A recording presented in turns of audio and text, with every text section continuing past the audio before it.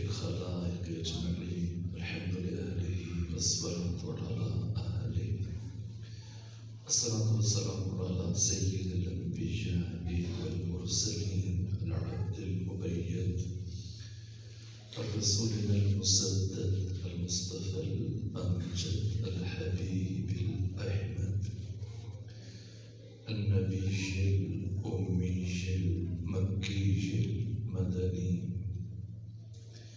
السراج المنير الكوكب الدري صاحب الوقار والسكينة المدفون بأرض مدينة سيدنا ونبينا وشفيع ذنوبنا وطبيب قلوبنا وحبيب نفوسنا ومولانا أبي القاسم محمد المصطفى صلى الله صل على محمد وآل محمد وإلى بيته الأطيبين الأطهرين الأجلين المعصومين المظلومين أما بعد فقد قال حق سبحانه في القرآن بسم الله الرحمن الرحيم وقضى ربك ألا تعبدوا إلا إياه وبالوالدين إحسانا صلوات بجي خان اللهم صل على محمد وآل محمد. اس سے پہلے کہ میں اپنی گزارشات کا آغاز کروں التماس سے تمام مومنین سے کہ سیدہ شاہدہ کاظمی بنت سید امداد حسین کاظمی زوجہ سید مقصود علی کاظمی سید آل احمد نقوی ولد عاصم علی نقوی شہزاد مرتضی زوجہ مرتضی سید نور حسین کاظمی سیدہ رضیہ خاتون سید تقی حیدر کاظمی دیگر مرحومین مومنین مومنات سب کی سال ثواب اور درجات کی بلندی کے لیے سورہ فاتحہ اور سورہ اخلاص پڑھ لیجیے.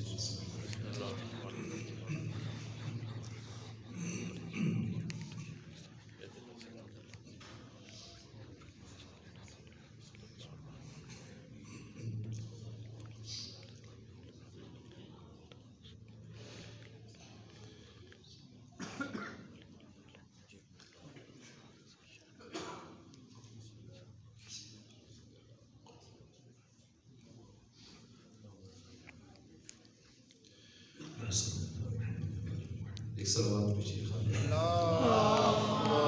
صل على محمد وآل محمد. ایک مومنہ کی ایسان ثواب کی مجلس ہے اور میری سعادت ہے کہ حد سے چند سال پہلے سفر عطبات عالیات میں سفر زیارت کربلا اور بغداد و دیگر مقامات پر یہ سیدہ مومنہ ہم بھی ان کی ہم سفر ہے. اسی نسبت سے میری حاضر ہونا تھوڑا مشکل تھا، بہت دور کے شہر میں تھا، لیکن حاضر ہوا کہ وہ ہم سفر کی کچھ حقی ادا ہو جائے. چونکہ مرحومہ ایک ماں بھی ہے اور ان کی اولاد کے لیے صدمہ ہے. میں اسی مناسبت سے آج کی اس گفتگو میں والدین اور بالخصوص ماں کا مقام، ان کی عظمت اور ان کی فضیلت، ان کے حقوق، ان کی عزت و شرف، قرآن اور معصومین علیہ السلام کی نورانی فرامین کے تناظر میں عرض کروں. دیکھیں، قرآن مجید کوئی ضخیم کتاب نہیں، ضخامت کے اعتبار سے قرآن ایک مختصر کتاب ہے، 6236 جملوں پر مشتمل ہے. اور قرآن حکیم نے جزیات کو بیان نہیں کیا مگر کہ ان سے قاعدے استنباط کیے گئے، قاعدوں کو بیان کیا، اصول بیان کیے، ضوابط بیان کیے. اس سے بھی بالاتر قرآن نے جوامع الکلم کو بیان کیا کہ جن سے آگے لاتعداد قوانین اور اصول استنباط ہوتے اور استخراج ہوتے. قرآن میں جزیات کو بیان نہیں کیا، اہم ترین موضوعات کو قرآن نے آیت کے ایک ٹکڑے میں بیان کیا اور پھر پلٹ کر دوبارہ ذکر نہیں فرمایا۔ اس کے باوجود چند ایک موضوعات ایسے ہیں جنہیں قرآن نے تکرار سے بیان کیا اور بار بار بیان کیا ان کی اہمیت کے مد نظر، اور ان چند ایک موضوعات میں سے اہم ترین موضوع والدین کا مقام، ان کی عزت و حرمت، ان کے حقوق، ان کا شرف۔ انبیاء کی دعائیں، جناب یحییٰ، جناب عیسیٰ، جناب اسماعیل، جناب نوح، جناب ابراہیم اور دیگر انبیاء کی دعاؤں کے علاوہ 14 مقامات پر اللہ نے والدین سے متعلق گفتگو کی، اور 14 میں سے 4 مقامات وہ ہیں جہاں اللہ نے اپنی توحید کے اعلان کے فوراً بعد والدین سے متعلق گفتگو کی۔ ان میں سے ایک مرحلہ سورہ واقعہ بنی اسرائیل کی آیت نمبر 23 اور آیت نمبر 24 ہے۔ آپ اس آیت کے الفاظ دیکھیں، 2 آیتوں کے ان کا لب و لہجہ، آغاز اور انجام، پروردگار نے کس انداز سے والدین کے مقام کو بیان کیا اور ان کی عظمت کو اور فضیلت کو۔ فرمایا وَقَضَىٰ رَبُّكَ أَلَّا تَعْبُدُوا إِلَّا إِيَّاهُ، تمہارے رب کا یہ حتمی فیصلہ ہے، اللہ تعبدو، کہ تم کسی کی عبادت نہ کرو، الا ایاہ، سوائے اس کے۔ یہ جو 3 بچے دیوار کے ساتھ لگے بیٹھے باتیں کر رہے ہیں، آپ بھی آگے آ جائیے، آگے تشریف لائیے تاکہ قریب سے آپ کی زیارت کر سکیں۔ وَقَضَىٰ رَبُّكَ أَلَّا تَعْبُدُوا إِلَّا إِيَّاهُ، تمہارے رب کا یہ حتمی فیصلہ۔ یہ باتیں میں آپ کے لیے عرض کر رہا ہوں، بزرگوں کی نسبت اور جوانوں کی نسبت زیادہ بچوں کی۔ اللہ تعبدو، کہ تم کسی کی عبادت نہ کرو، إِلَّا إِيَّاهُ، سوائے اس کے۔ اور فوراً بعد کیا فرمایا؟ وَبِالْوَالِدَيْنِ احسان، اور والدین کے ساتھ احسان کرو۔ یہ احسان اردو زبان والا احسان نہیں، عربی میں احسان سے مراد خاص نیکی، جس کے کچھ ارکان ہیں۔ پہلا رکن یہ ہے کہ اس نیکی کی انجام دہی کے لیے کہنا نہ پڑے۔ مثلا اگر مجھے پیاس لگی ہے اور میں سامنے بیٹھ کے جوان سے پانی طلب کروں اور یہ پانی لے کے آئیں، یہ نیکی ہے احسان میں۔ احسان یہ ہے کہ یہ بن کہے میرے لہجے کی تھکن اور میرے لبوں کی خشکی کو محسوس کرتے ہوئے بغیر کہے اٹھے جائیں، جا کے پانی لے کے آئیں، یہ احسان ہے۔ اللہ نے والدین کے ساتھ احسان کا حکم دیا، یعنی زندگی میں کبھی انہیں اپنی ضرورت زبان پر نہ لانی پڑے، اور اولاد بن کہے ان کی ضروریات کی طرف متوجہ ہو۔ اور احسان کا دوسرا رکن یہ کہ اسے بلا واسطہ انجام دیا جائے۔ اگر باپ یا ماں تھکے ہیں اور بیٹا محسوس کرے کہ یہ تھکے ہوئے ہیں، لیکن خود دبانے کے بجائے، ان کے پاؤں دبانے کے بجائے اپنے ملازم سے، خادم سے کہے کہ تم پاؤں دباؤ، تو یہ نیکی ہے، لیکن احسان نہیں ہے۔ احسان یہ کہ جسے بلا واسطہ انجام دیا جائے، پھر اسے کم سمجھا جائے، اس کی انجام دہی میں سرعت دکھائی جائے۔ وَبِالْوَالِدَيْنِ احسان اِمَّا يَبْلُغَنَّ عِنْدَكَ الْكِبَرَ، اگر تمہاری زندگی میں بوڑھے ہو جائیں، احدہما، دونوں میں سے ایک، او کلاہما، یا دونوں، فلا تقل لہما اف، خبردار انہیں زندگی میں کبھی اف نہ کہنا، ولا تنہرہما، اور کبھی انہیں نہ جھڑکنا، وقل لہما قولا کریما، کے ساتھ ہمیشہ نرمی سے گفتگو کرنا. وَاحْفِظْ لَهُمَا جَنَاحَ الذُّلِّ مِنَ الرَّحْمَةِ، اور اپنے دونوں شانے، اپنے دونوں کندھے انتہائی ادب کے ساتھ ان کے سامنے جھکا کے رکھنا. اور جب جب ان کے چہروں پر نگاہ پڑے خدا سے کیا مانگنا؟ وَقُلْ رَبِّ ارْحَمْهُمَا كَمَا رَبَّيَانِي صَغِيرًا، پروردگار تو ان دونوں پر اسی طرح سے رحمت نازل فرما جس طرح سے ان دونوں نے بچپنے میں میری پرورش کی. تو صاحبان علم، صاحبان معرفت اور صاحبان بصیرت تشریف فرمائے. ایک باشعور ذہن میں سب سے پہلا سوال جو اٹھتا ہے وہ یہ کہ والدین کی اطاعت کیوں واجب ہے؟ تو جب چوتھے امام سے یہ پوچھا گیا فرزند حسین اب بتائیے اللہ نے والدین کی اطاعت کو کیوں واجب قرار دیا؟ فرمایا دو وجوہات کی بنا پر. پہلی وجہ یہ کہ اللہ انسانوں کا خالق ہے، اور دوسری وجہ یہ ہے کہ اللہ انسانوں کا رب ہے. اگر اللہ صرف ہمارا خالق ہوتا اور رب کوئی اور ہوتا تب بھی اللہ کی بندگی واجب نہیں تھی، اور اگر خالق کوئی اور ہوتا اور اللہ ہمارا رب ہوتا تب بھی اللہ کی بندگی واجب نہیں تھی. کیوں واجب ہے؟ خالق بھی ہے، رب بھی ہے. پہلے خدا نے ہمیں عدم سے وجود دیا، نہیں سے ہے بنایا، اور خلقت وجود سے آراستہ کرنے کے بعد ہمیں ہمارے حال پر نہیں چھوڑا بلکہ ہماری پرورش کی، ہماری تربیت کی. ان دو وجوہات کی بنا پر اللہ کی بندگی ہر بشر پر واجب ہے. تو والدین کی اطاعت اولاد پر کیوں واجب ہے؟ امام چہارم نے فرمایا کہ انہی دو وجوہات کی بنا پر. کیوں؟ اس لیے کہ والدین اللہ کی ان دونوں صفات کے مظہر ہیں. صفت خالقیت پروردگار کو اس کائنات میں ظہور ملا والدین کے ذریعے سے، اور صفت ربوبیت پروردگار اس کائنات میں متجلی ہوئی والدین کے ذریعے سے. اس لیے ان کی اطاعت واجب ہے.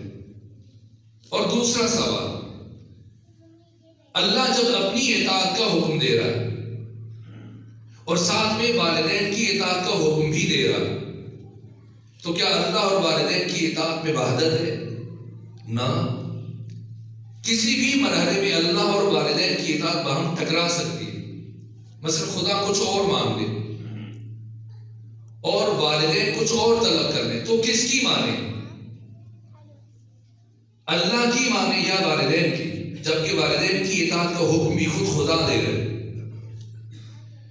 تو یہاں پر ایک قانون ہے، اور وہ یہ کہ ہمارا کوئی بھی کام 5 حالتوں سے باہر نہیں ہے. یا واجب ہے، یا حرام ہے، یا مکروہ ہے، یا مستحب ہے، یا جائز مباح. ان 5 میں خدا کہاں ہے اور والدین کہاں ہے؟ تو ان 5 میں سے صرف 2 میں اللہ پہلے ہے، والدین بعد میں. باقی 3 میں والدین پہلے ہیں اور اللہ بعد میں. صرف واجب میں اور حرام میں، واجبات میں سے بھی صرف واجب عینی، واجب کفائی میں والدین پہلے، واجبات عینی میں اور محرمات میں، حرام کاموں میں اللہ کی اطاعت مقدم ہے. باقی جتنے مستحبات ہیں، جتنے مکروہات ہیں جن کی تعداد 2000 ہے، اور جتنے جائز اور مباح کام ہیں ان سب میں والدین پہلے، اللہ بعد میں. میں بچوں کے لیے کروں تاکہ بات پہنچ جائے. مثلا نماز پڑھنا واجب ہے لیکن جماعت کے ساتھ پڑھنا واجب نہیں ہے، مستحب ہے. نماز پڑھنا واجب ہے لیکن مسجد میں آ کے پڑھنا واجب نہیں، تاکید ہے، مستحب ہے لیکن واجب نہیں. نماز پڑھنا واجب ہے لیکن اول وقت میں نماز پڑھنا واجب نہیں. اگر باپ یا ماں نماز سے روکے تو نہیں مانیں گے جو کہ واجب سے روک رہے. لیکن اگر وہ مسجد جا کر نماز پڑھنے سے روکے تو اب رکنا واجب ہے. اب اگر یہ ثواب کی خواہش میں مسجد جا کے نماز پڑھے گا تو اس کی نماز اللہ کی بارگاہ میں قبول نہیں ہے، یہ حق تعالیٰ کی بارگاہ میں گنہگار ہے۔ اگر باپ یا ماں نماز جماعت سے روک دے کہ گھر میں پڑھو، مولانا کے پیچھے جا کے نہیں پڑھنا، اب اگر مسجد میں جا کر جماعت سے پڑھے گا تو اس کی نماز اللہ کی بارگاہ میں قبول نہیں ہے۔ نماز پڑھنا واجب ہے، بیٹے نے وضو کیا چاہے نماز بچائی، خواہش ہے کہ اول وقت میں نماز پڑھے، لیکن باپ نے کہا نہیں پہلے جاؤ بازار سے فلاں چیز لے کے آ جاؤ یا پاؤں دباؤ، وہ کہ نہیں میں تو اول وقت میں نماز پڑھوں گا۔ اب اگر نماز پڑھے گا تو یہ گنہگار ہے، اس کی نماز قبول نہیں ہے۔ نماز تہجد پڑھنا مستحب ہے، بہت تاکید ہے نماز شب کی، لیکن ماں روک دے، اب اگر نماز تہجد پڑھے گا تو یہ گنہگار ہے۔ تمام مستحبات میں، تمام مکروہات میں، جیسے قبروں خطبے پڑھنا مکروہ ہے، دو خواتین کے بیچ میں سے گزرنا مکروہ ہے، رات میں کھڑے ہو کے پانی پینا مکروہ ہے، یہ جتنے بھی مکروہات ہیں اور جتنے بھی مستحبات ہیں اور جتنے بھی جائز کام ہیں، ان سب میں والدین کی اطاعت پہلے ہے، اللہ کی اطاعت بعد میں۔ یہ دوسری بات، یہ صورت میں کہ اگر اللہ اور والدین کی اطاعت میں ٹکراؤ آ جائے تو اب تیسرا سوال، اگر خود والدین کی اطاعت آپس میں ٹکرا جائے تو کس کی مانے، باپ کی یا ماں کی؟ تو یہاں پر دین نے 4 امتیاز باپ کو دیے، اس میں ماں شریک نہیں، اور ایک حق دین نے ماں کو دیا، اس میں باپ شامل نہیں۔ پہلا حق جو باپ کے ساتھ خاص ہے، باپ کی قضا نمازیں اور قضا روزے یہ بڑے بیٹے پر واجب ہے، لیکن ماں کی قضا نمازیں اور قضا روزے یہ بڑے بیٹے پہ واجب نہیں۔ اگر خوشی سے پڑھے تو اس کے اجر میں اور توفیقات میں اضافے کا سبب ہے، لیکن واجب نہیں۔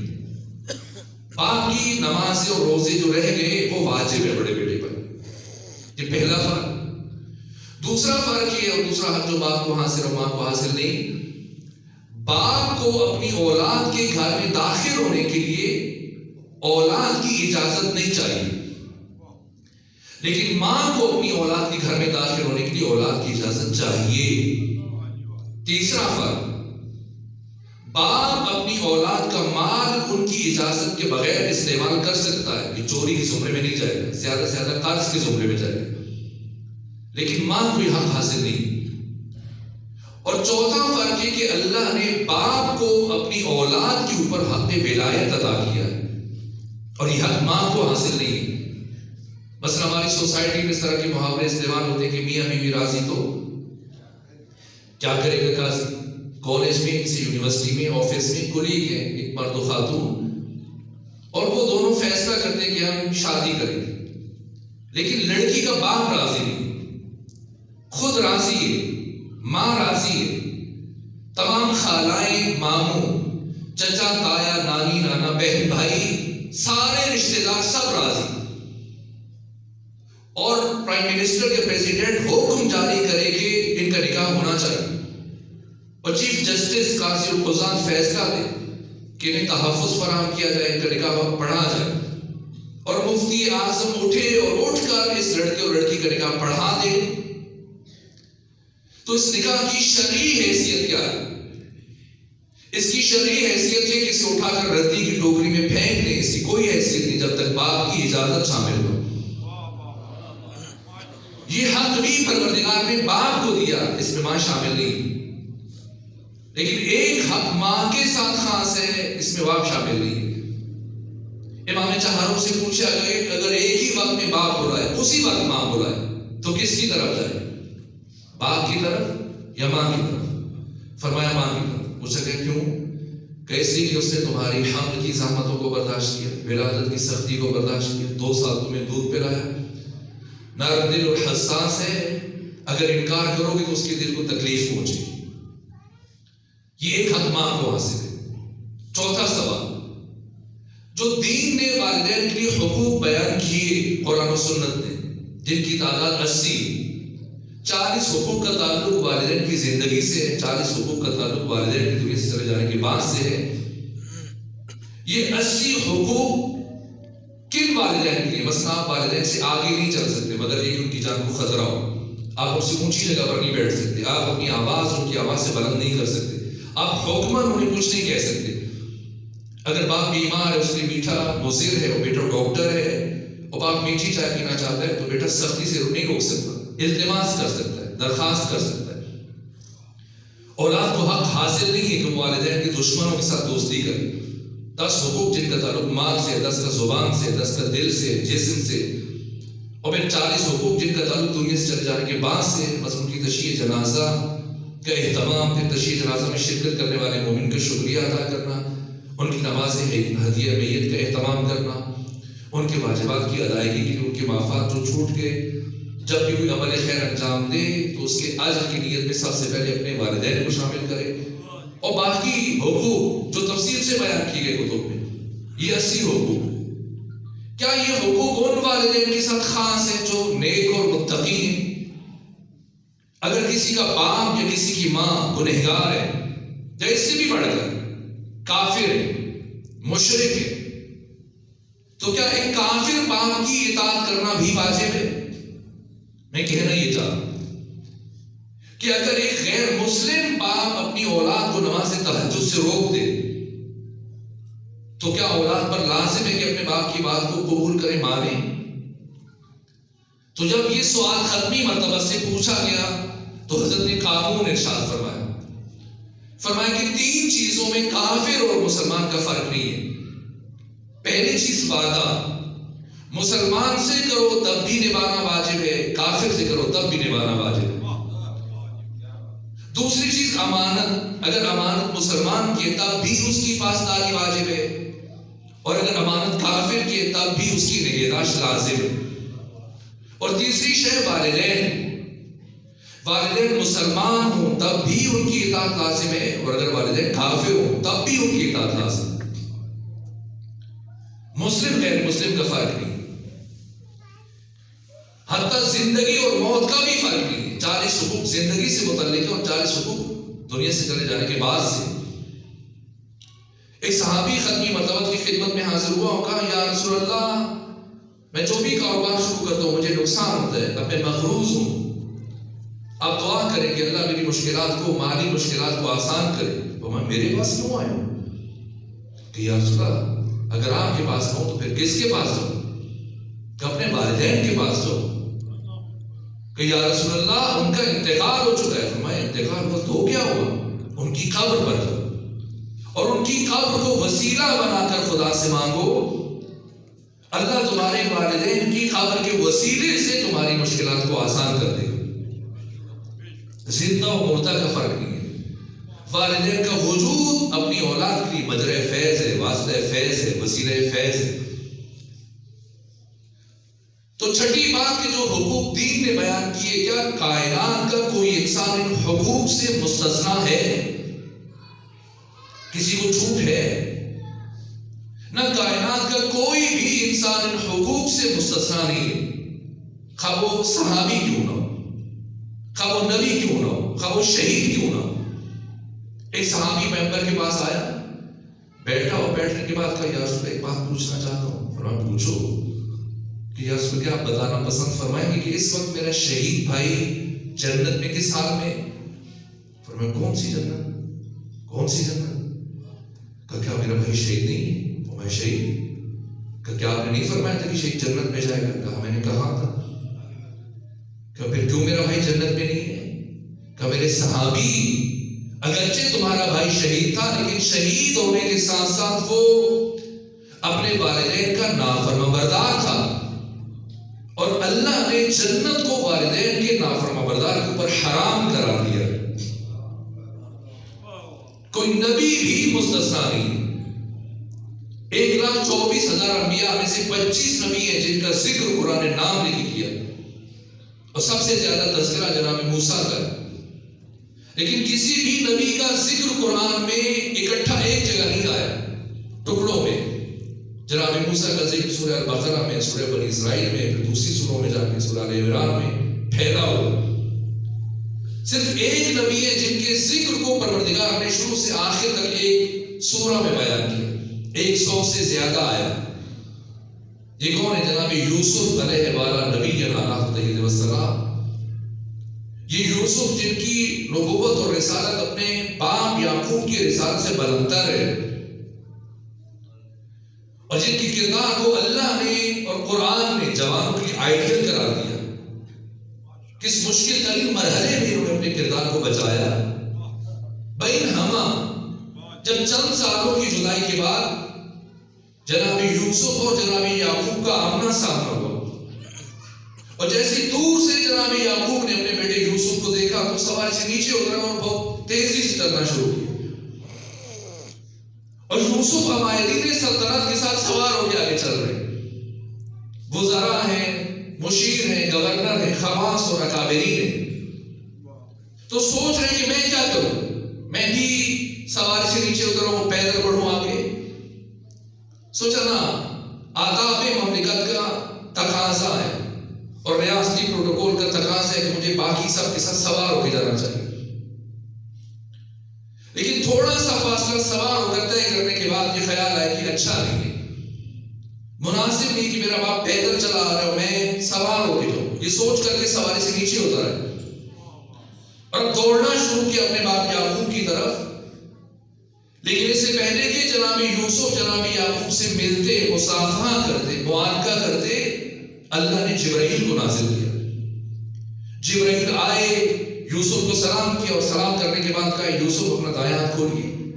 جناب یوسف نے اپنا دائیں ہاتھ کھولا تو ایک نور آسمان کی طرف بلند ہوا۔ تعجب سے پوچھا جبرائیل یہ کیسا نور تھا؟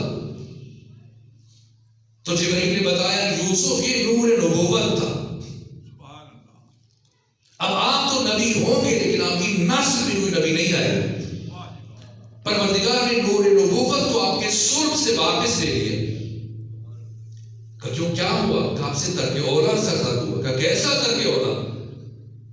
کہ آپ نے اپنے باپ یعقوب کے احترام میں اترنے میں تاخیر کی ہے، اور اللہ کو یہ تاخیر گوارا نہیں ہے۔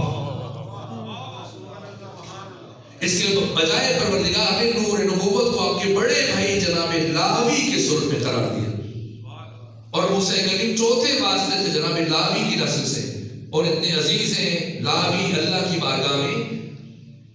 جب جناب موسیٰ کو طور پہ تشریف لے جاتے، حق تعالیٰ سے ہم کلام ہوتے، تو اللہ موسیٰ کا نام لینے کے بجائے یبن لاوی کہہ کے خطاب کرتا۔ معصوم سے پوچھا کہ کیا وجہ ہے کہ اللہ نے نور نبوت کو جناب لاوی کے سر میں قرار دیا؟ فرمایا اس لیے کہ ہر درجہ اپنے باپ کی مطیع اور فرمانبردار تھا۔ جب باقی تمام بھائی یوسف کو قتل کرنے لگے تو لاوی مانے ہوا، بس سامنے آ کے انہیں روکا، لا تقتلوا یوسف، یوسف کو قتل نہ کرو، والقوہ فی غیابۃ الجب، اسے کنویں میں پھینک دو۔ کیوں؟ تاکہ اس بہانے سے یوسف بچ جائے اور میرا باپ یعقوب یوسف کی ابدی دائمی جدائی کا صدمہ برداشت نہ کرے۔ اور دوسرے مرتبہ مصر میں جب یوسف نے اپنے سگے بھائی بنیامین کو ایک بہانے سے اپنے پاس روک لیا اور باقیوں کو اناج دے کے روانہ کیا، جاؤ، سب چل پڑے، لیکن لاوی رک گئے۔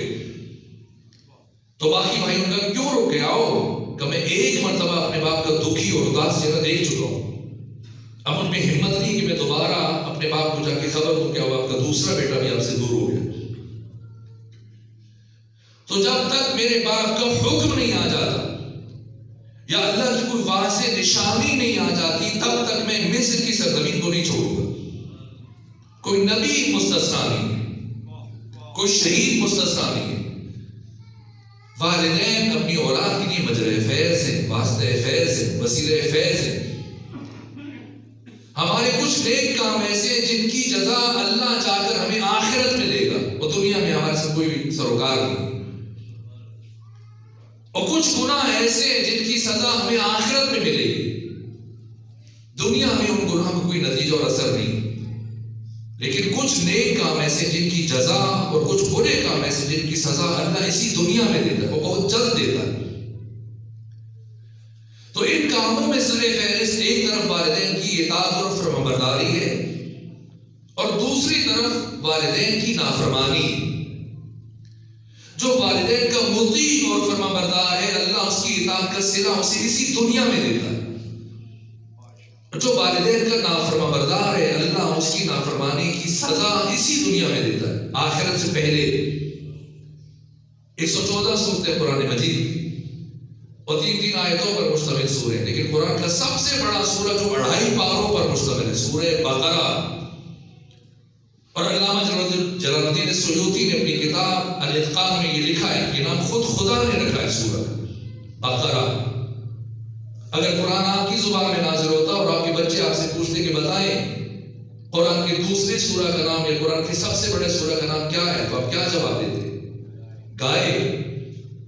ترانے کہ آپ کی سوسائٹی میں جب کسی انسان کی حماقت اور بے وقوفی کو بیان کرنا تو آپ گائے سے تشبیہ دیتے ہیں، فلاں تو گائے یعنی احمق ہے.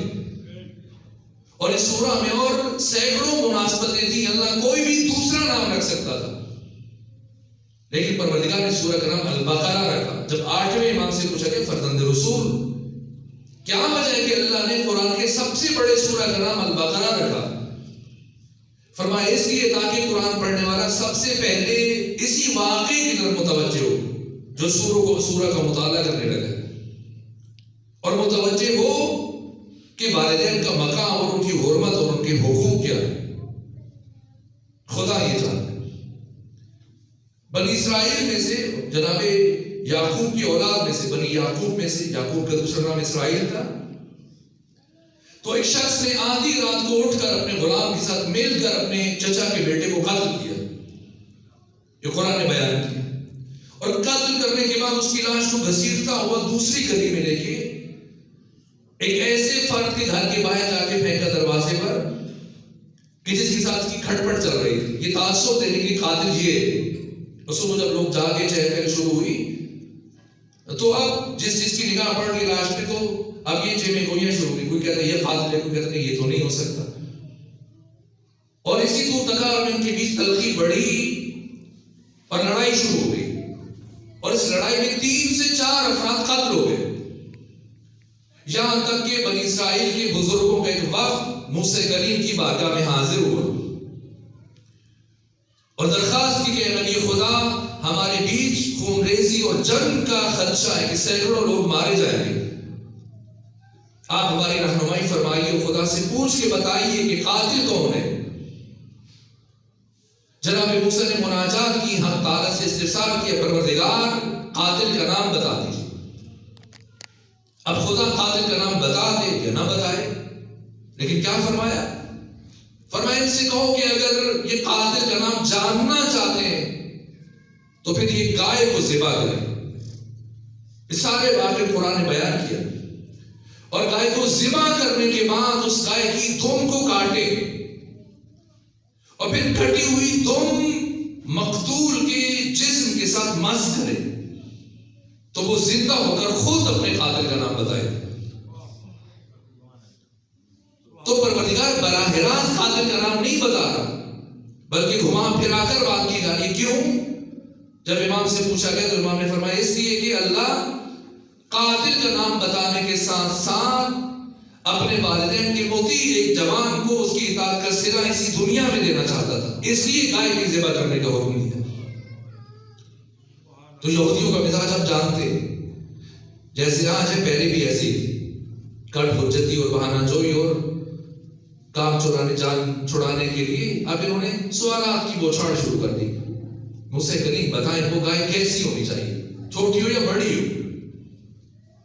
کلا فارس والا بکر عوام بین ذالک، نہ چھوٹی ہو نہ بڑی ہو، درمیانی ہو. اچھا یہ بتائیں رنگ کیسا ہو؟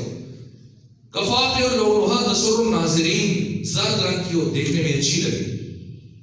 اور دوسرے سوال پوچھے اور آپ نے بتایا جواب، اور جب کوئی سوال نہیں بن سکا تو موسیٰ کریم نے فرمایا فَفَعَلُوا مَا تُؤْمَرُونَ، اب جو حکم دیا گیا کرو. اب انہوں نے تتبع تفحص اور چھان پھٹک اور تلاش شروع کی کہ وہ گائے ڈھونڈے، اور پورے خطے میں وہ گائے صرف ایک جوان کے پاس ہے. یہ جوان کون ہے؟ تاجر. جب اس کے پاس گئے تو اس نے گائے لینے سے انکار کیا کہ میرے باپ کی یادگار ہے. تو یہ 8ویں امام واقعہ بیان کر رہے ہیں. یہ جوان کون ہے؟ یہ اپنے والدین کا حد درجہ مطیع اور فرمانبردار ہے. تاجر تھا، ایک مرتبہ اس نے معاملہ کیا، اب جنس لے کر اس نے رقم منتقل کرنی ہے، لیکن جب رقم دینے کی نوبت آئی تو جس صندوق میں رقم پڑی تھی اس کی چابی باپ کے پاس، تو باپ آرام کر رہا تھا، سو رہا تھا. یا کے پاس کھڑا ہوا اور سوچا کیا کرے، باپ کو جگائے یا ان سے عذرخوائی کرے. پھر سوچا مال دنیا ہے، پھر مل جائے گا، میں اس دنیاوی منفعت کے لیے باپ کے آرام کو خراب کروں گے مناسب نے اپنے یقینی فائدے کو ٹھکرا دیا تو خوش ہوا اور اسے دعا دی. لوگ علماء کے پاس جاتے ہیں، مفتیوں کے پاس جاتے ہیں، فقہا کے پاس جاتے ہیں، پیروں کے پاس جاتے ہیں، ہماری دعا کریں، مشکلات ہیں. میں جو احادیث کا مطالعہ کیا، سب سے جلد جس انسان کی دعا دوسرے انسان کے حق میں قبول ہوتی ہے وہ باپ کی دعا اولاد کے حق میں. اور پھر باپ نے گائے تحفے میں، اور یہ وہی گائے جس میں ساری خصوصیات جمع ہیں. اور جب انہیں کہا کہ بیچو تو اس نے انکار کر دیا. تو کہا موسیٰ آپ کوئی اور گائے بتائیں، یہ نہیں بیچتا. کہنا اللہ فرماتا ہے یہی گائے. تو ان کا کہ پھر آپ سفارش کریں. جناب موسیٰ نے سفارش کی، وہ جوان گائے بیچنے کے لیے تیار ہوا. لیکن اب سوال ہے کہ قیمت کیا ہو؟ تو جناب موسیٰ نے کہا کہ قیمت میں طے نہیں کروں گا، یہ کہ میں خدا سے پوچھوں گا. تو خدا نے فرمایا ان سے کہو گائے ذبح کریں، اور ذبح کرنے کے بعد اس کے پیٹ کو چاک کریں، اور جب اس کی کھال خالی ہو جائے تو پھر اس میں سونا بھر دیں، اور جتنا سونا اس کے اندر آ سکتا ہے وہ اس گائے کی قیمت ہے. تو امام نے فرمایا پروردگار نے ایسا اس لیے کیا کہ اللہ قاتل کا نام بتانے کے ساتھ ساتھ اپنے باپ کے مطیع اور فرمانبردار اس جوان کو اس کی اطاعت کا صلہ اسی دنیا میں دینا چاہ رہا ہے. یہ تصویر کا ایک رخ ہے. اور دوسرا رخ، ایک بوڑھا صحابی آیا پیغمبر کے پاس اپنے جوان بیٹے کو لے کر کہ یا رسول اللہ، یہ میرا خیال نہیں رکھتا، میرا لباس پھٹا رہتا ہے اور یہ مجھے نیا لباس لے کے نہیں دیتا، میرے کھانے پینے کا خیال نہیں رکھتا. ختمی مرتبہ نے فرمایا انت و مالک لابیک، تو تمہارا مال تمہارے باپ کا خیال رکھو. کبھی خود مقروض ہوں، اپنے باپ کا خیال کہاں سے رکھو؟ فرمایا قرض لے کر باپ کے حقوق ادا کرو. پروردگار تمہارے باپ کی اطاعت کے صلے میں تمہاری مشکلات کو آسان فرما دے. لیکن اس نے بہانہ جو اسے کام لیا تو ختمی مرتبہ نے فرمایا جاؤ، اب یہ تمہاری ذمہ داری نہیں. بیت المال سے اس کا وظیفہ معین کیا اس کے باپ کا، اور اسے کہا کہ تمہارا بیٹا تمہاری خدمت کر کے دنیا اور آخرت میں سعادت مند بن سکتا تھا، لیکن اسے پہلو دہی کی، اور اب نتیجتاً عنقریب یہ مرے گا، اور جب مرے گا تو بدترین موت مرے گا، اور آخرت میں ہمیشہ کی جہنم میں رہے. ادھر یہ خوشی خوشی اٹھ کے چلا گیا کہ اب جان چھوٹ گئی ہو، مجھے کوئی باپ کے لیے کچھ نہیں کرنا پڑے. اور جب گیا تو دوسرے تیسرے دن یہ کھجوروں کا کاروبار کرتا تھا. رقم لی اور اب کھجوریں منتقل کر دی، لیکن جب گودام کھولے تو ساری کھجوروں میں کیڑا پڑ چکا ہے. تو وہ رقم واپس کی اور الگ سے رقم خرچ کر کے گودام خالی کروایا. اور پھر بیمار پڑ گیا اور بچی کچھ رقم سے اپنا علاج کرایا، اس سے مند نہ ہو سکا. اب بیمار ہے اور گھر میں فاقہ کی نوبت ہے، کھانے کے لیے کچھ نہیں. اور کچھ ہی دنوں میں یہ ہڈیوں کا ڈھانچہ بن گیا. اور چند دن گزرنے کے بعد یہ مدینے کی گلی میں دیواروں پر ہاتھ رکھ کے چلتا ہوا آ رہا ہے، اور سامنے سے رسول اسلام صحابہ کرام کے ساتھ چلتے ہوئے جا رہا ہے. جیسے ہی اس جوان پر نگاہ پڑی حضرت رک گئے اور اپنے اصحاب سے فرمایا میرے صحابہ، اگر کوئی والدین کے نافرمان بردار کو دیکھ کر عبرت حاصل کرنا چاہتا ہے تو اس جوان کو دیکھے کہ اپنے باپ کی دل آزاری اور نافرمانی کر کے دنیا میں رسوا ہوا، عنقریب مر جائے گا، جب مرے گا تو ہمیشہ کے جہنم میں جلے گا.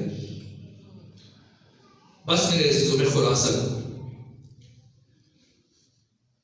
اگر کوئی جوان چاہتا ہے کہ اسے طول عمر نصیب ہو اور لمبی زندگی ملے، اگر کوئی چاہتا ہے کہ اس کی زندگی میں لذت ہو، خوشی ہو، برکت ہو، اگر کوئی چاہتا ہے کہ اس کی اولاد اس کی مطیع اور فرمانبردار ہو، اگر کوئی چاہتا ہے کہ اسے اچانک موت نہ آئے، اگر چاہتا ہے کہ مرنے سے پہلے اسے توبہ کی توفیق حاصل ہو جائے، اگر چاہتا ہے کہ اسے سکرات موت کی سختیوں سے بچے اور قبر میں مشکل مرحلے سے محفوظ رہے، اگر چاہتا ہے کہ میدان محشر میں محمد و آل محمد کی شفاعت نصیب ہو، اگر چاہتا ہے کہ جنت میں انبیاء کرام کا ہم نشین بنے، تو سب سے بڑا عمل اور سب سے بڑا نسخہ والدین کی اطاعت اور والدین کی فرمانبرداری. خوش نصیب ہیں وہ افراد جن کے والدین زندہ ہیں، کہ ختمی مرتبہ فرماتے ہیں کہ اپنے والدین کی اطاعت کر کے انسان بڑے بڑے گناہوں کا کفارہ ادا کر سکتا ہے. یہ جو قرآن کی آیت ہے کہ ان اللہ یذہبن السیئات، اللہ گناہوں کو معاف کر دیتا ہے، نابود کر دیتا ہے. وَيُبَدِّلُهُمْ بِالْحَسَنَاتِ، اور نیکیوں میں بدل دیتا ہے کہ یہ گناہ ہے لیکن اب نیکیاں لکھی گئی. یہ قرآن کی آیت ہے. تو وہ کون سا عمل ہے؟ یہ والدین کی اطاعت ہے. تو خوش نصیب ہیں وہ اولادیں کہ جن کے والدین زندہ ہیں، کیونکہ خدمت کر کے اپنی دنیا اور آخرت سنوار سکتے ہیں. لیکن اگر کسی کے والدین کا انتقال ہو چکا تب بھی پریشان ہو. اسی کی ختمی مرتبہ فرماتے ہیں کہ کچھ اولادیں ایسی ہیں کہ والدین کی زندگی میں وہ ان کے حقوق ادا کرتے ہیں لیکن ان کے مرنے کے بعد انہیں بھول جاتے ہیں. تو اللہ کی بارگاہ میں وہ عاق اور نافرمانبردار شمار ہوتے ہیں. اور کچھ ایسے خوش نصیب ہیں کہ وہ والدین کی زندگی میں ان کے مطیع اور فرمانبردار نہیں ہوتے لیکن ان کی موت کے بعد متوجہ ہو جاتے ہیں اور پھر ان کے وہ حقوق ادا کرنے کی کوشش کرتے ہیں تو وہ اللہ کی بارگاہ میں فرمانبردار شمار کیے جاتے ہیں. بس میں گفتگو کو سمیٹ دوں. میرے عزیزوں، جملہ عرض کرنے لگا ہوں، یہ جملہ روح قرآن ہے کہ ہم چونکہ ماں کی سارے ثواب کی وجہ سے چند جملے ماں کی عظمت کی. ہم انسان پیدا نہیں ہوئے بلکہ ہم انسان بننے کے لیے پیدا ہوئے ہیں. اور اس کائنات میں انسان سازی کا کارخانہ ماں کا وجود اور ماں کا پیدا. یہ ماں ہے جو انسان سازی کا کارخانہ ہے. علماء اخلاق اور ماہرین نے 6 عوامل بیان کی. 3 ہڈن فیکٹرز ہیں، 3 اوپن فیکٹرز ہیں، 3 عوامل خفی، 3 عوامل جلی جو انسان کو حقیقی معنی میں انسان بناتے ہیں. توفیق، دعا، توارث صفات، جینز، یہ 3 چیزیں عوامل خفی ہیں، ہڈن فیکٹرز. اور 3 عوامل جلی، سوسائٹی، معاشرہ، استاد اور والدین. اور ان 6 میں سے اہم ترین عامل والدین، اور والدین میں سے بھی اہم ترین عامل ماں کا وجود ہے. یہ ماں انسان سازی کا کارخانہ ہے. اس لیے ختمی مرتبہ نے فرمایا کہ جنت ماں کے قدموں کے نیچے ہے، لیکن جنت ہر ماں کے قدموں کے نیچے نہیں ہے. جنت صرف ایسی ماں کے قدموں کے نیچے ہے جو اپنی اولاد کو جنتی بنانے کی صلاحیت رکھتی ہے. اور ہر خاتون اس قابل نہیں کہ اسے ماں بنایا جائے. اگر ہم 8,500 سالہ انسانی تاریخ پر نگاہ اٹھائیں، نگاہ دوڑائیں، تو جتنی بھی بڑی بڑی شخصیتیں، ان کی عظمت اور کمال کا راز، سب سے بڑی وجہ ان کی ماں کی محنت ہے. یہ ماں ہیں جو شخصیتوں کو تراشتی ہیں اور اس سطح پہ لے جاتی ہیں، باکمال بناتی ہیں. ماں انسان سازی کی فیکٹری ہے، انسان سازی کا کارخانہ ہے. ہر خاتون اس قابل نہیں کہ اسے ماں بنا دیا جائے. اگر اولاد میں کچھ کمی رہ جائے تو اس کا بنیادی اثر خود دیکھا جائے گا کہ ماں کیسی. اسی ختمی مرتبہ نے فرمایا، حتیٰ ختمی مرتبہ ایک جگہ سے گزر رہے تھے اور سب بچوں نے سلام کیا اور ایک بچے نے اہانت آمیز رویہ اختیار کیا، ہنس رہا تھا آپ کو دیکھ کے. فرمایا اگر اس کی ماں کا کردار اچھا ہوتا تو ایسا کہ اس طرح سے ہنس کر میری اہانت نہ کرتا، یہ گستاخی نہ کرتا. اس لیے فرمایا میرے صحابہ مزبلہ سے بچو. صحابہ نے پوچھا یا رسول اللہ مزبلہ کیا ہے؟ فرمایا وہ خوبصورت پھول جو کسی گندگی کے ڈھیر پہ اگتا ہے. صحابہ نے پوچھا یا رسول اللہ کیا کہنا چاہ رہے ہیں؟ فرمایا ایسی خوبصورت عورت کہ جس کی پرورش کسی ناشائستہ اور کسی گندے خاندان میں ہوئی. خبردار کبھی ایسی خاتون کو اپنی زوجہ نہ بنانا، بیوی نہ بنانا، کہ تمہاری نسلوں کے لیے اچھی ماں بننے کی صلاحیت نہیں رکھتی. جتنی بڑی بڑی شخصیتیں، ان کی عظمت اور کمال کا راز وہ ماں ہے جس سے شخصیتوں کو تراشا. اگر دنیا علماء میں چلے جائیں تو وہ عالم جن کی لکھی ہوئی کتاب کو آج اگر کوئی علماء کے سامنے پڑھ دے، فقہاء کے سامنے، تو فرماتے کہ ہم اسے اجتہاد کی سند دے دیں گے. بس آخری چند جملے. شیخ مرتضیٰ انصاری جن کی لکھی ہوئی کتابیں رسائل اور مقاصد آپ کے بچوں کو مجتہد اور فقیہ بنا دی. یہ شیخ مرتضیٰ انصاری کون ہے جنہیں پہلے امام نے بھی اجتہاد کی سند جاری فرمائی اور آخری امام نے بھی اجتہاد کی سند جاری فرمائی. پہلے امام آخری امام ایک سائل کے طور پہ آئے, 40 سوال پوچھے مرتضیٰ انصاری سے, اور جب 40 سوال کے درست جواب دیے تو امام زمانہ اٹھے اور یہ جملہ ارشاد فرمایا, یا شیخ انت مجتہد الحق, اے شیخ زمانے کا امام گواہی دے رہے بتحقیق تو مجتہد ہے. اور پہلے امام نے بھی اجتہاد کی سند دی. اس وقت کون مرکز نہیں تھا علم کا, دنیا تشیع کا واحد مرکز نجف تھا, اور پوری دنیا سے مومنین طلباء علم دین کے حصول کے لیے نجف جاتے. تو قوم کا ایک طالب علم ابتدائی تعلیم پڑھ کر پھر درجہ اجتہاد کے لیے درس خارج کے لیے نجف گئے. وہاں پہ شیخ مرتضیٰ انصاری کا درس چل رہا تھا اور آپ کا درس بہت مشکل اور پیچیدہ ہوتا تھا. تو جب جا کے بیٹھا وہ تو اس کو کچھ سمجھ نہیں آیا, تو سوچے کوئی بات نہیں, پہلا دن ہے, تھکاوٹ ہے اور ان کا بیان میرے لیے نیا ہے, غیر مانوس اور اجنبی ہے, کل سمجھ میں آ جائے گا. لیکن جب دوسرے دن بیٹھا درس میں شرکت کی تب بھی کچھ سمجھ نہیں آیا, یہاں تک کہ کافی دن گزر گئے. اور جب کافی دن گزر جانے کے باوجود اسے کچھ سمجھ میں نہ آیا تب دکھی ہوا, رنجور, مولا متقیان کے حرم میں جا کے زیارت پڑھی, توسل کیا, مناجات کی, گریہ کیا اور عرض کی کہ آپ باب مدینۃ العلم میں کائنات کے سخی ترین اور کریم ترین انسان ہیں, میں آپ کا مہمان ہوں, کیا آپ اپنے اس مہمان مسافر کو خالی ہاتھ واپس روانہ کر دیں گے؟ تو اسی اثنا میں اس نے محسوس کیا کہ کسی شخص نے اس کے کندھے پہ ہاتھ رکھ اور کان میں بسم اللہ کی تلاوت کی. متوجہ ہو گیا کہ جس ہستی سے مانگ رہا تھا اسی ہستی نے کان میں تلاوت کی. اب گھر چلا گیا اور ساری رات بے صبری میں گزاری, بے قراری میں, اور اس بسم اللہ کی تلاوت کا اثر دیکھنا چاہ رہے. اور یہی جوان جو اتنے دنوں سے درس میں بیٹھ رہا تھا اسے کچھ سمجھ میں نہیں آ رہا تھا, آج جب پہنچا شیخ مرتضیٰ انصاری کا درس شروع ہوا تو آغاز ہی میں اٹھ کے کھڑا ہوا اور ایک سوال جڑ دیا, اور اس سوال کا جواب دیا تو اس جواب کے اندر سے اور سوال پوچھ لیا, یہاں تک کہ پورا درس اسی سوال و جواب میں ختم ہوا. اور دوسرے دن جب جناب شیخ آئے ممبر پر, مسجد پر تشریف فرما ہوئے, تو پھر اس سے سوال و جواب کا سلسلہ شروع کیا اور 7 دن گزر گئے.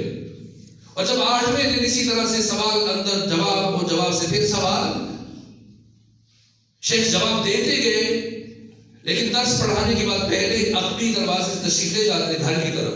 اس روز اس عقبی دروازے سے تشریف نہیں لے گئے بلکہ اپنے ہزاروں طالب علموں کی صفوں کو چیرتے اس جوان کے پاس آئے اور اس کے کندھے پہ ہاتھ رکھا, اور ہاتھ رکھنے کے بعد اس کے کان میں ایک جملہ کہہ کے چلے گئے اور وہ زمین پر بیٹھ گئے. اور باقی سارے شاگرد اس کے گرد جمع ہوئے, وہ پوچھتے بتاؤ جناب شیخ نے تم سے کیا کہا؟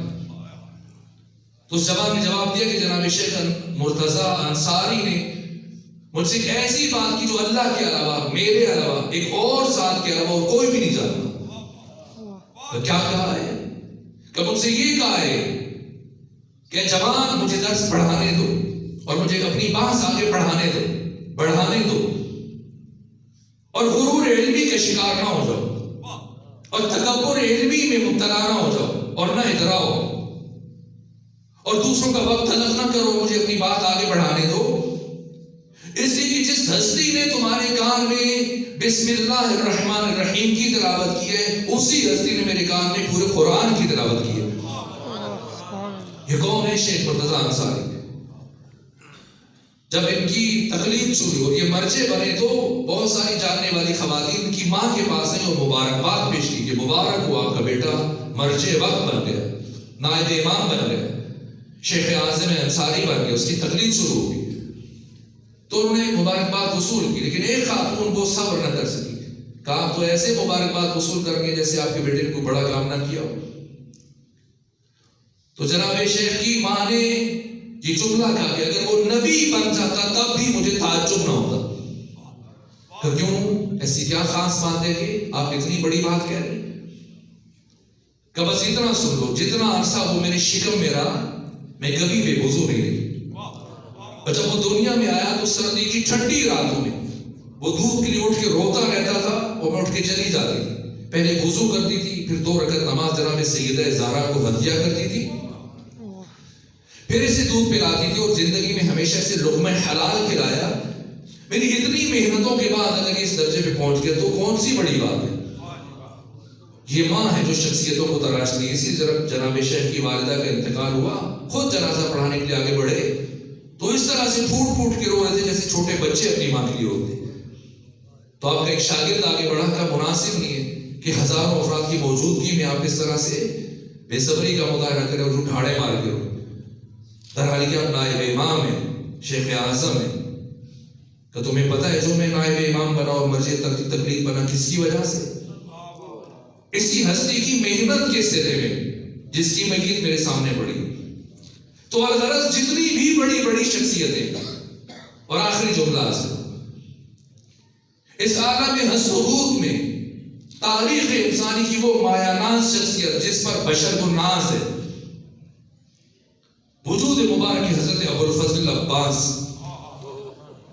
ان 8,500 سالوں میں اب تک 21 تہذیبیں اور 21 تمدن گزر چکے ہیں اس دنیا میں, اور ہر انسانی تہذیب اور ثقافت میں کچھ قدریں ہیں. ضروری نہیں کہ دوسری تہذیب بھی ان قدروں کو وہی اہمیت دے, لیکن ایک قدر اور ایک ویلیو وہ ہے جسے ہر عصر میں ہر انسانی تہذیب نے سب سے زیادہ پسند کیا, اور اس قدر کا نام ہے وفا. اور اس کائنات میں وفا کی معراج کا نام ہے ابو الفضل عباس. وجود مبارک حضرت ابو الفضل عباس کسی فرقے یا گروہ کی میراث نہیں ہے. عباس سرمایہ بشریت ہے. قیامت تک آنے والا انسان فخر کر سکتا ہے کہ میں اس زمین پر زندگی گزاروں جس پر کبھی عباس جیسی ہستی کے قدم پڑے. جیسے جیسے دنیا کربلا سے آشنا ہو رہی ہے, ان کرداروں سے مسلسل اب غیر مسلم عیسائی مورخین اور لکھاری وہ جناب عباس کی شخصیت پر قلم لکھ رہے ہیں, کتاب لکھ رہے ہیں. یہاں تک کہ ہندو شاعر کا یہ جملہ ہے, شعر ہے, وہ کہتے ہیں کہ ہے جہاں میں اس قدر مخمور غم عباس کا, اور نقش سجدہ بن گیا ہے ہر قدم عباس کا. اور بدعتیں کہہ کر مسلمان جب الگ ہو جائیں گے, ہندو ہو کر ہم اٹھائیں گے علم عباس کا. یہ عباس کون ہے جس پر بشر کو ناز ہے؟ کیسے اس درجے پہ پہنچے؟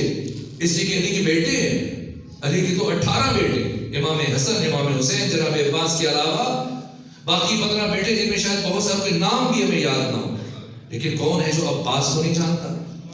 تو کیسے عباس بنے؟ ابو الفضل عباس بننے کے لیے علی جیسا باپ ہونا کافی نہیں ہے, ام البنین جیسی ماں بھی ہونی چاہیے. اور یہ بات ہمیں سمجھانے کے لیے امیر المومنین نے اپنے بڑے بھائی عقیل کو بلایا.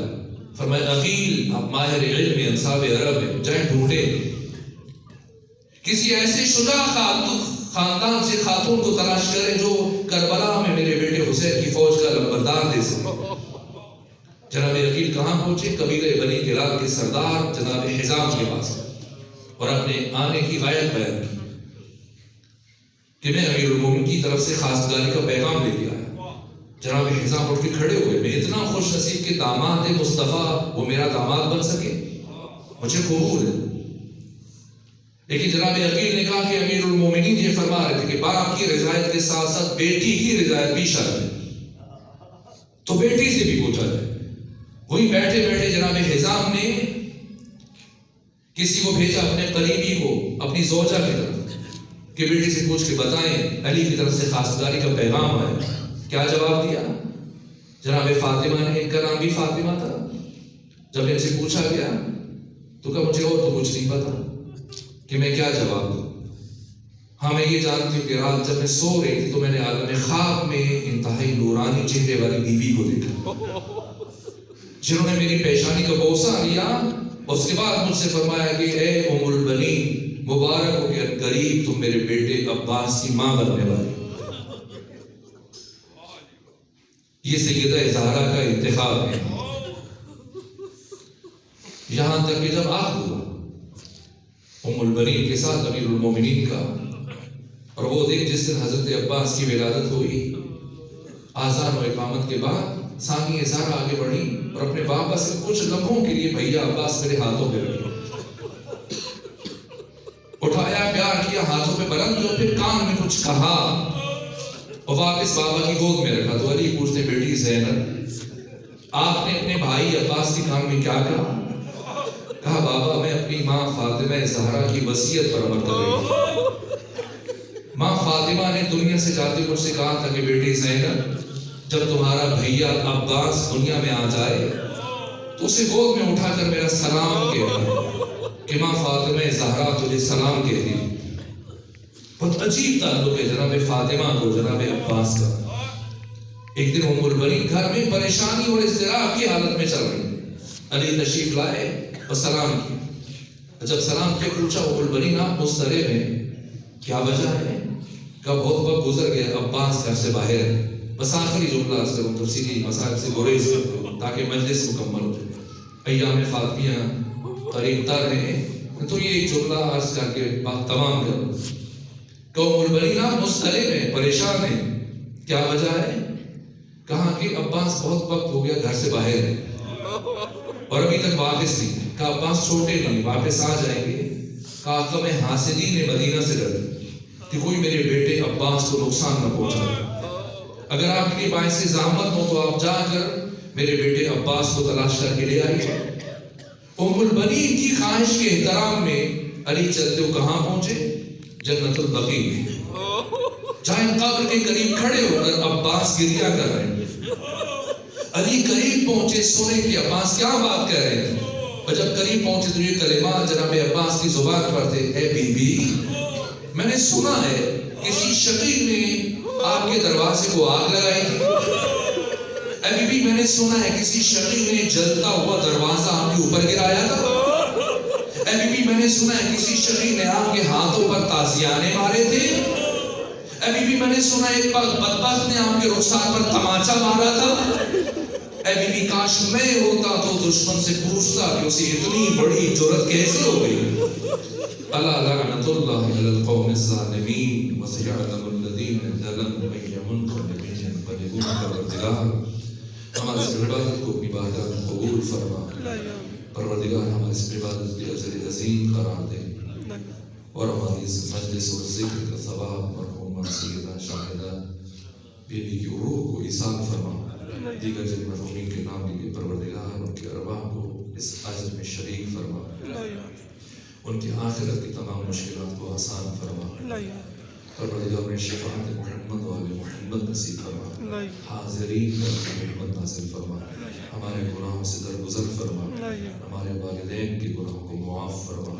ہم سب کو نعمت تقویٰ عطا فرما. ہمیں اپنی بندگی اور عبودیت کی توفیق عطا فرما. ہمیں اپنے والدین کا مطیع اور فرمانبردار بننے کی توفیق عطا فرما. پروردگار جو بیمار ہیں انہیں شفا عطا فرما. جو تندرست ہیں ان کی تندرستی دور فرما. جو مقروض ہیں ان کے قرض ادا فرما. جو پریشان ہیں ان کی پریشانی کو دور فرما. جو بے اولاد ہیں انہیں اولاد عطا فرما.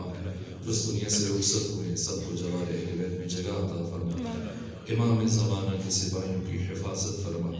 بالخصوص امام زمانہ کے وہ سپاہی جو شام میں ثانیہ زہرا کے حرم کے دفاع میں شب و روز مشغول رہتے. پروردگار ان سب کی حفاظت فرما. ان کے دشمنوں کو نابود فرما. ہمیں بھی آقا کا سپاہی بننے کی توفیق عطا فرما. رحم اللہ من قرأ الفاتحة مع الإخلاص.